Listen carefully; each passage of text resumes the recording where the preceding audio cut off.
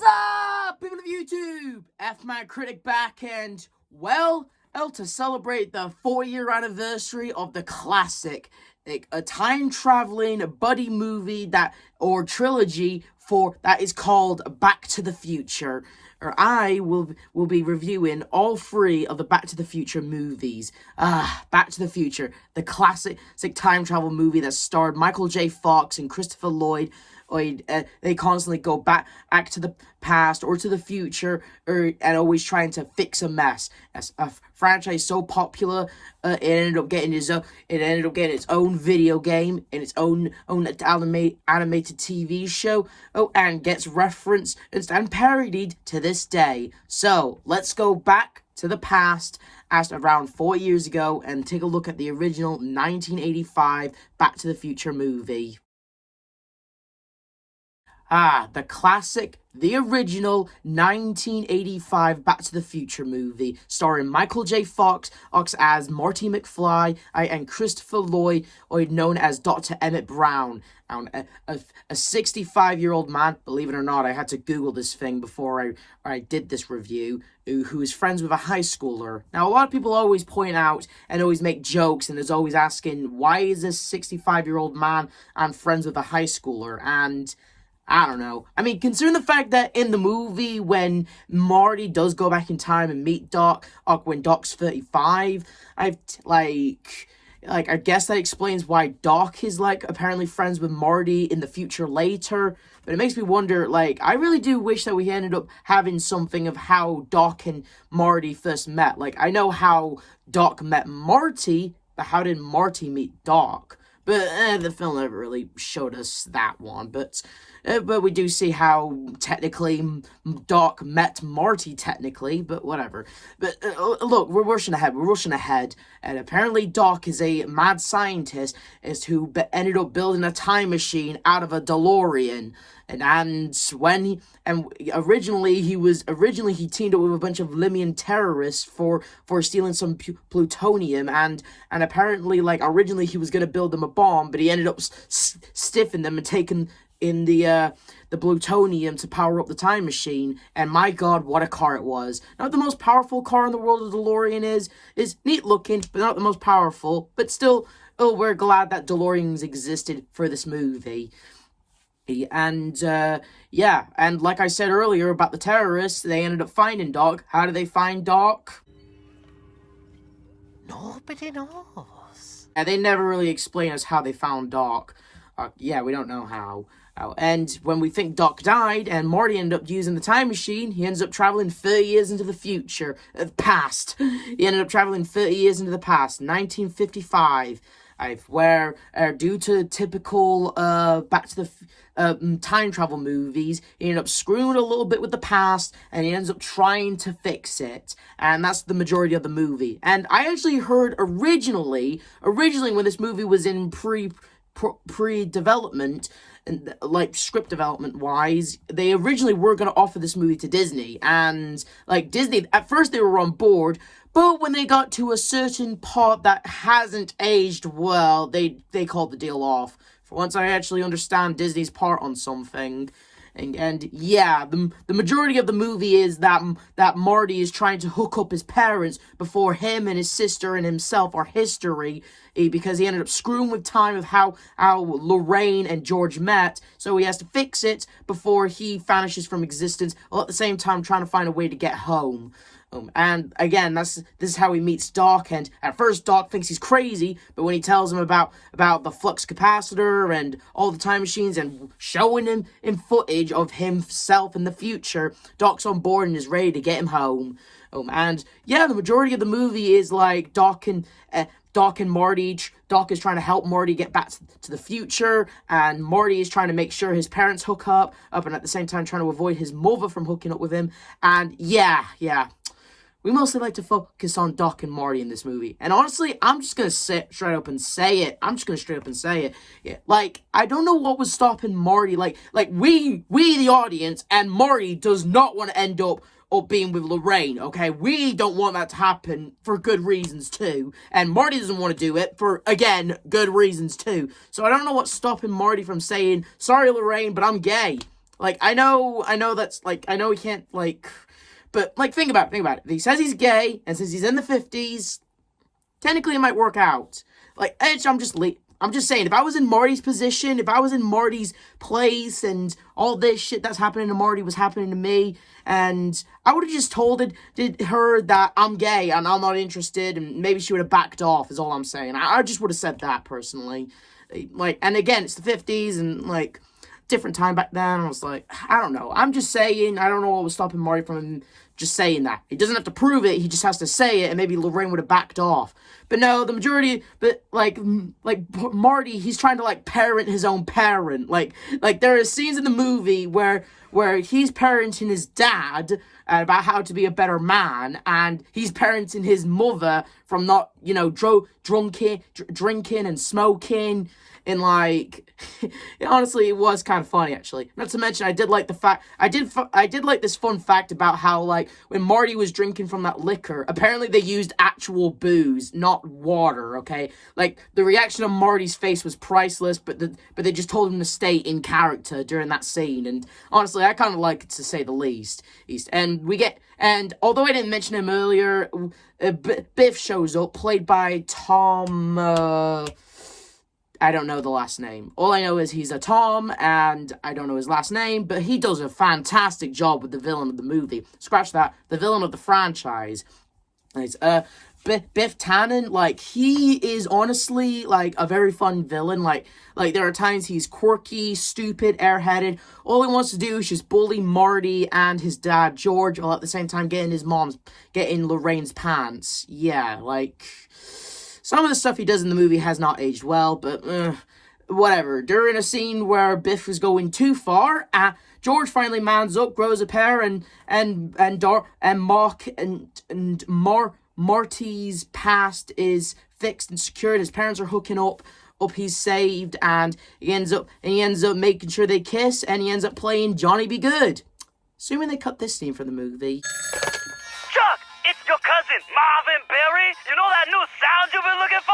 Well, listen to this. That's Johnny Be Good. I just laid it down last week. My stole my song. Keep him there. I'm 15 minutes away. Anyway, so eventually Marty ends up going to the clock tower, because apparently it was established earlier in the movie that the clock tower got struck by lightning 30 years ago, and like, a bolt of lightning is all it needs is to power up the flux capacitor, sending Marty back to the future. And who can forget? Like, I think I speak for a lot of Back to the Future fans when I say that when, like, the scene where Marty is trying to hit to the 88 miles per hour, where Doc is trying to fix the wires, and, like, the music, the cinematography, everything about that scene, in just like, who cannot get pumped up after watching that scene beginning to end? I'm just saying, the scene where Marty makes it just in time, see what I did there? And with the lightning, the music, just like who cannot get jazzed up and, like, on the edge of their seats during that scene, knowing that Doc's whole invention worked. And how, like, he manages to make it back in time. We have some clever stuff of how he messed with time. I'm coming back. Like, seriously, who cannot forget about all the payoffs at the beginning and how it gets paid off at the end? Like, who can forget all that? Like, even though it just starts off as just silly jokes that people on their first viewing would probably forget about, but on your second viewing, you start picking up these little stuff about how Marty screwed up with the past, and how the past is like, how the future is all sorted out now, out in different slight variants. And to tell you the truth, I am not going to go through these entire movies talking about the time travel and all that stuff, because if I did, we'd be here all day. So, sorry. Anyway, and apparently, like, Doc, he apparently didn't die, because Marty managed to write him a letter. At first, Doc refuses it, but then he figures, what the hell? He read it, saved his life, and we never see those Olympian terrorists again. Seriously, after when Marty goes back in time, I'm assuming those terrorists are dead because they crashed their car into that thing or something. I don't know. We never see those Limians again. So yeah. and of course, since Marty taught his parents in the past how to like be like better people or something, like how he convinced his dad to go on with a science fiction story and ended up making his dad rich and an awesome successful author, and telling his mom to not drink and smoke, and she ended up, you know, not drinking and smoking, like, and making Biff, if someone who ended up bullying George is now one bullying Biff. Karma, you gotta love it. And eventually, Marty, he thinks everything's all happy. He's got a truck. Okay, his girl still loves him, but it's not the end. And Doc tells them that they gotta go back to the future. And I heard originally that this scene, like, this was not supposed to be a sequel. This was supposed to be a standalone movie, but since it did awesomely at the box office, everyone loved it. Everyone was demanding for a sequel. So that scene where Doc tells Marty and Jennifer to get in the DeLorean, and how they're, you know, the DeLorean can apparently fly now, it was not supposed to be a sequel. It was all just a part of be a joke. But the studio wanted a sequel, so we ended up getting a sequel. And my God, I'm glad this movie ended up getting a sequel. 4 years later, we ended up getting Back to the Future Part 2. Picks up immediately right after the first one. And I should also talk about how the actress who played Jennifer in this movie got swapped out, apparently. I don't know, I heard that the original actress who played Jennifer in the first movie, apparently after her mom died, I think, and she retired from acting and refused to come back for the second one. So they recast her the second one. Okay, I guess that's fine. But the one thing I don't understand is in the opening, we get a shot-for-shot deal. The only difference is new Jennifer, you know? And, like, I don't know why didn't they just use the old footage. I mean, I'm sure it would have been fine, like, if they just used the old footage with the original actress or something. I don't know why they didn't just use the old footage. They had it. I don't know why they didn't just tell the old actress, hey, listen, so we did recast you, but can we just keep that, original clip from the ending of the first movie with you in it? We'll pay you a check if you let us do it. Yeah, I'm guessing, yeah, whatever. I got no complaints with the new actress who played Jennifer. I think she does a good job fine. Right, I mean, the majority of the movie, scratch that, the majority of the franchise, she's mostly knocked out. Yeah, apparently the director of the movie, like, they had no idea what to do with Jennifer in this movie. So the majority of the movie, she's just she's just knocked out. She's just straight up knocked out while Doc and Mario are the ones doing the hard work. Okay, apparently, like, Marty's kids, apparently, in the future, ended up getting into some legal issues, and, like, that's when Doc is trying to fix for Marty, and Marty gets to know about his kid, knowing that he's a bit of a wimp, and knowing that Marty took his life and flushed it down the toilet.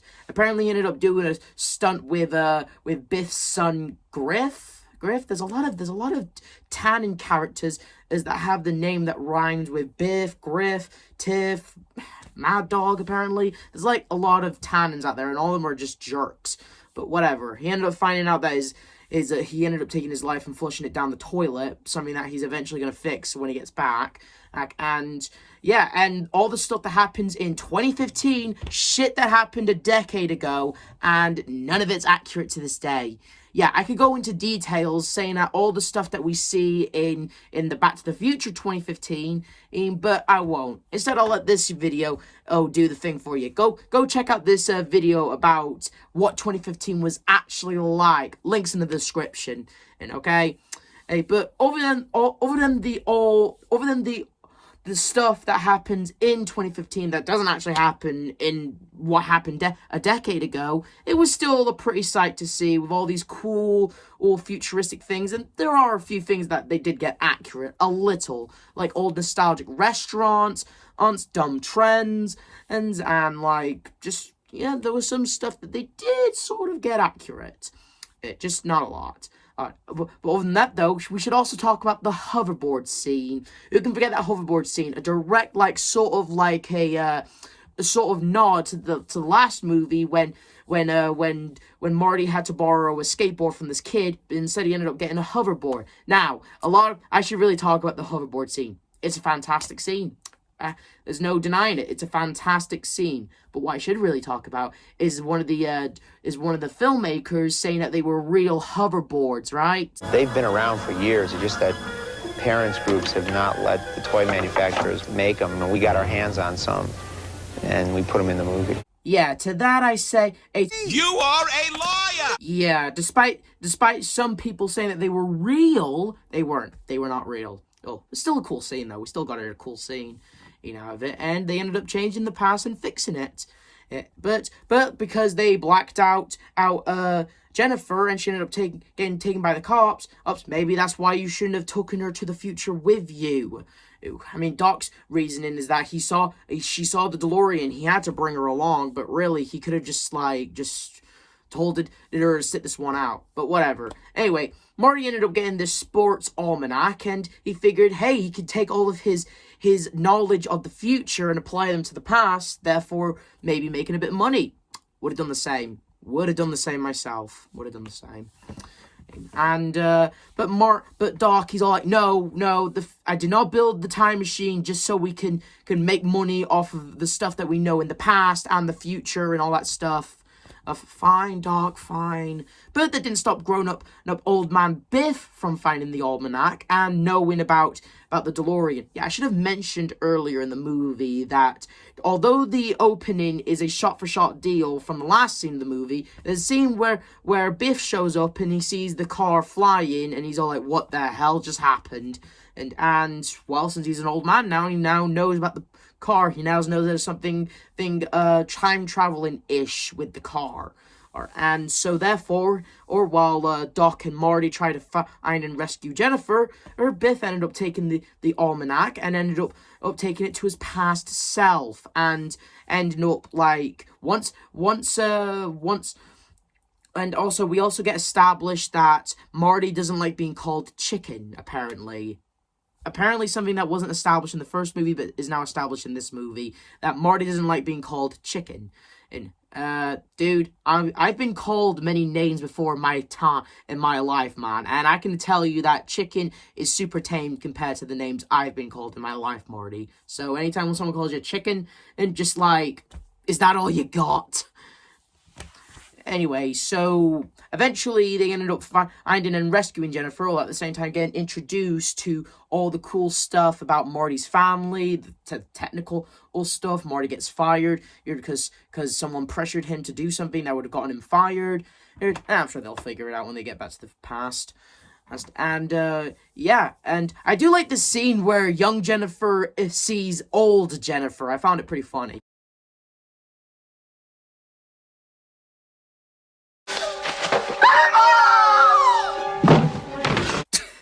I like Jennifer's reaction where she's all like, I'm old! And older Jennifer's all like, I'm young! That's pretty damn funny. Anyway, they ended up finding Jennifer, rescuing her, and Biff, he apparently comes back with a time machine, and I'm surprised he actually knew how to work that thing, actually. Like, Doc and Marty know how to work the time machine, but how the hell did Biff know how to use the time machine? Whatever. And he ends up, like, feeling like he's dying, which apparently he is, because apparently there was a deleted scene where Biff disappears from time, because it was revealed, apparently, not in the movie, but, like, I don't know, I don't know. Apparently in 1996, apparently Lorraine shot up Biff, and apparently he died. I thought he was disappearing because he changed his past, so therefore the everything around him has to change, and starting with him, since he's the one who's changed the past first or something. I don't know. Either way, they deleted that scene from the movie, and I don't know why. I would have loved it that they kept it in the movie. But whatever. They ended up going to the past, and, well, Biff messed up with time, and he's now pretty much the ruler of Hill Valley, using the sports almanac that he knows from the past, using it to bet on horses and sports, and making a shit ton of money to pretty much own Hill Valley. He pretty much owns it to a T, and not just owns the town, but at the same time, he's married to Lorraine, and technically meaning that Marty, his bro, and sis are now Biff's stepkids. And George, he's dead. And like, yeah. Apparently it's hell, but no, it's not hell. It's just time travel shit. Although Doc can't imagine hell being a lot worse. So they have to figure out at which point in time did Biff find the almanac and where he started doing the ideas. Now, here's an idea for you, Doc. Instead of like going through this complex idea of trying to get the almanac back off from Biff, here's an idea for you, Doc. Why not just go back in time and kill Biff? Yeah, I know that would be dark. I know that would be out of line for Doc and Marty's character. I know if they kill Biff, they're no better than Biff is, but think about it. Biff, he's an absolute psychopath. Biff, as much as a great actor as he's played as from his actor, as much as a great actor as he is, great performance, I will certainly say from him. But Biff in the movie, he's an absolute psychopath. Christ, he bullied the McFly families for years, I'm assuming. I mean, each generation of Tannins are a complete asshole after another. Again, Biff, he took the almanac, gave it back to his past self, so his past self can use it to rule Hill Valley, and he's the one who apparently killed George in the 80s, and I'm just saying, Doc, this is like the equivalent of I don't know what would stop, I don't know what's stopping Doc and Marty from just going back in time, killing Biff in the past, so that way, no more Tannins, and make sure that Biff never, gets his hand on that almanac in any old shape or form, you know? I know that'd be dark, I know that'd be out of line and out of character for Doc and Marty, but considering the fact of all the stuff that Biff has done in this franchise, not just the stuff that he's done in this alternate timeline, but the stuff he's done in the past, how he constantly bullied George, how he sexually harassed Lorraine, how he's constantly, was a thorn in Doc and Marty's side throughout this entire franchise. I don't know what would just stop them from killing them. Or better yet, I don't know what will stop Marty from just going back in time, traveling when Biff was a kid and pulling the same stunt he did to his dad back in 1955 or something. I don't know. Oh, either way, it's a lot better than just going back to 1955 and trying to basically just, I'll admit, the stuff that happens, when they go back to the 50s, it is actually really cool seeing all the stunts and tricks they pulled, or how you can see Back to the Future 2's Marty, looking at Back to the Future 1 Marty, and, not trying to interact with him and stuff. It is pretty damn cool and pretty damn awesome. And the same goes for when Doc Ock interacts with Doc. It's pretty damn cool. Even though I don't know how the hell 1950 Doc didn't recognize 1955's Doc, apparently. I don't know what made him not recognize him. He was right there. He wasn't even disguising his voice. Just because he had a different pair of clothes didn't mean he had a different face, you know? Either way, it was pretty damn cool. You'd think, since they're, going back to where they were in the first movie, you'd think it'd be kind of a lame thing or a downgrade, considering the fact of the 2015 they showed us. You'd think it'd be a downgrade, but no, it's actually impressive. The visual, the effects, the cinematography, everything that happens when they're back in 1955 is amazing. With all the stunts that they pulled, and like I said earlier, even though they don't kill Biff, we do get an awesome payoff and an awesome karma for Biff.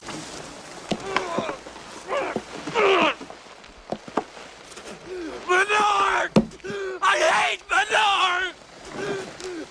Well, at least you're still alive, Biff. At least you're still alive. Even though despite all the shit you pulled in this franchise, you're damn lucky that Doc and Marty didn't take my advice and go all Terminator on your ass. But whatever. They ended up burning the almanac. The future is fixed, but Doc, he ends up getting zapped. The DeLorean gets zapped by lightning and sending him back.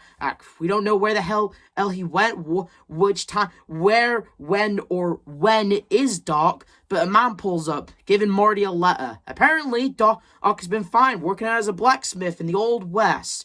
Personally, this would be my reaction if I ended up in the Old West. We're stranded in the wild fucking West! Oh, no worries, dear. Perhaps there's still time to change this country for the better.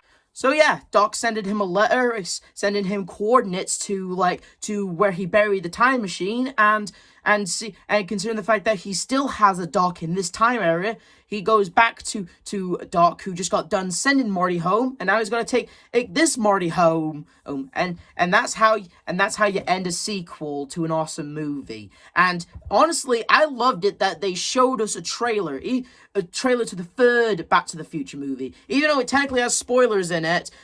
We see the scene where Marty kisses Jennifer, proving that he made it back to in 1985, proving that all the stuff that happened in the movie is not but, like, still, I liked it that they put a trailer just to get fans hyped and being like, alright, cool, we're getting a third one, alright. Like, seriously, when are movies gonna go back, I can do this? This might be the only movie I know that has a trailer for the third movie that they're planning to do, okay? Like, I'm just saying, movies need to do this more often, where they are planning to have another movie, so therefore they put the trailer at the end of the second movie, or something like that. Either way, movies should start doing that more often again. And alright, and speaking of the third movie, Back to the Future Part 3, the ending to the trilogy. And honestly, what an ending it is. Even though the majority of the movie takes place in the wild fucking West, it was still a fun movie. Apparently, after when Doc sending Marty home, our Marty, he came back, refreshed Doc's memory of, recapped the second movie to him, and showed him the letter that future Doc sent him in the past, and apparently he's down to help him out once again. And apparently it's revealed that Doc is as a blacksmith in the Old West in 1885, I believe. And he agrees to help him out, and when they're getting the time machine they buried, which makes you go all like, which begs the question of, like, there were technically 3 DeLorean time machines in 1955. The one that Marty uses in the first one, the second one that Doc uses and the third one that Doc buried. It's kind of cool how there were 3 time machines, and yet first movie Marty was so okay on trying to get a bolt of lightning to power the thing. It's kind of funny how when you really think about it. But when they found out about Doc's tombstone in the graveyard, they realized that Doc was shot by one of Biff's ancestors, and so therefore Marty has to save him. And Marty ends up going into the Old West, ended up ruining the fuel supply, and meaning that there's no gas for the car, and after running into his old ancestors. And I'm not gonna lie, I liked it that like Michael J. Fox plays a bunch of roles in the movie, mostly just McFly ancestors, and it's really cool seeing Michael J. Fox playing as Marty, and Marty interacting with Michael J. Fox, who's playing 1885 Marty's ancestor. It's really damn cool, and really cool how they did it. And it must have been really awesome at the time, and it still holds up to this day. And with the effects, the cinematography, how, like, one actor is playing 2 separate characters, but they're on screen together. It's really cool. Well, anyway, it didn't take long for Marty to run into Doc again, and Doc's confused why he's back when he told him to go back home. But when he finds out about his death, well, Marty ends up telling Doc the truth, and Doc is down to go back home. But when he finds out there's no fuel, they can't push the thing to 88 miles an hour. They try to find ways to get it to 88 miles per hour, but no luck. And they ended up destroying the place where all the gas was holding up. So they can't drag it. Now they have to push it. So the biggest option is to use a train to push the DeLorean. Okay, that's kind of clever, kind of cool. All fits the Old West and stuff. And it's not just and we get introduced to a new character, Clara, Doc's girlfriend. And giving Doc a girlfriend in this franchise sounds like a great idea, actually. I like Clara. I think she's a very fun character. She's played by a great actress, and she's done some other good stuff in this movie. And I certainly say I think her role as Clara was definitely a great one.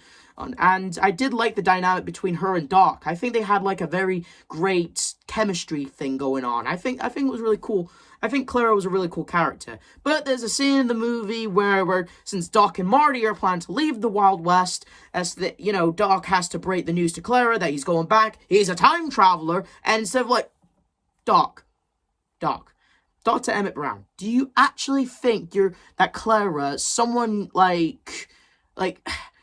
do you actually think she's going to believe you when you say you're a time traveler with a time machine, right? Of course she's going to end up getting mad at you and think you're lying to her, okay? But instead of just taking her to the time machine where you and Marty know where it is, by the way, instead he actually just says, I'm a time traveler, and she actually gets mad. And, like, there was like this whole scene in the movie where Doc gets upset. He goes on a bender, and he's all upset because the girl he liked slaps him for rightfully thinking that you were messing with her instead of just taking her to the damn time machine.